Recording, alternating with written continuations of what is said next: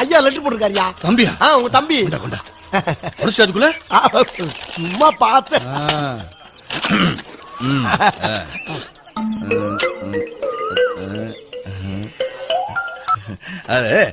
நீயா படிச்சிடா? நானா?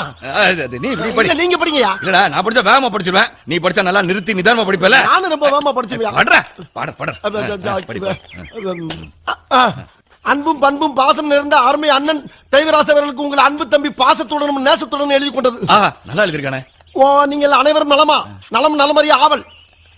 அதுபோக நமது பண்ணையில் கடினமாக உழைத்துக் கொண்டிருக்கும் அன்பு பச்சை கிளியை பத்திரமாக பார்த்துக் கொள்ளவும்.